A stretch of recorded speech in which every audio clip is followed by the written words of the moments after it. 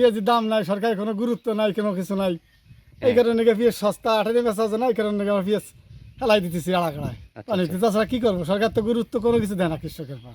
জায়গা নাই, কোনো বাসা না হেলা, ডাঙ্গা হেলালে গন্ধ কবে না, এই কারণে পানি ফেলাই দেয়, গন্ধ পানিতে চলে যাক। কৃষকের কোন পরিস্থিতি, সারের দাম বাড়াইলো বা কীটনাশক ওষুধের দাম বাড়াইছে, তারপর পেঁয়াজ কত পড়ছে 1 কেজি হিসেবে, 1 মণ পেঁয়াজ পড়ে গেছে 1000 টাকা, এনে বেচা লাগে 400 থেকে 500, 600, 700। তো কী হয়, ওসে ফেলাই দেয় ভালো। আমরা যে পেঁয়াজ লাগাইছি, যে খরচ যে ব্যয়বহুল হয়েছে, আর চাঙ্গে উঠেছি, তাও থাকতেছে না, পয়সা যেতেছে।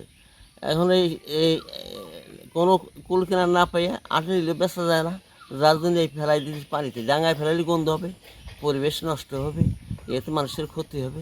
ক্ষতিতে যাতে নিরাপদে থাকা যায়, যার জন্য পানিতে ফেলাচ্ছি। আর এরপর সরকার কোনো গুরুত্ব দিল না। আর এরপরে যে পরবর্তীতে আবাদ করবো, সেই সমর্থন থাকবে না। ওষুধের দাম বেশি, সারের দাম বেশি। এখন আমরা কী করব, আমাদের কোনো কুল কেনার নাই।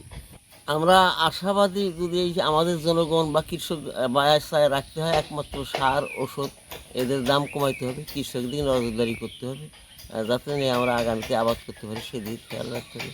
নাহলে কৃষক কোনো মতে আমরা বেঁচে খাওয়ার মতো কোনো পথ নাই। বাঁচানোর মালিক আল্লাহ, তবে এলে তো সরকার। খেত করছি পেঁয়াজি, পয়সা নাই, আটেন ধাক্কা খাই, পয়সা যাইতেছে, দাম নাই, কিছু নাই, কৃষক তো মরে শেষ হয়ে গেলাম আমরা। যত খালি দাম সার ওষুধ দিয়ে আমাকে কৃষকের কোনো দাম নাই।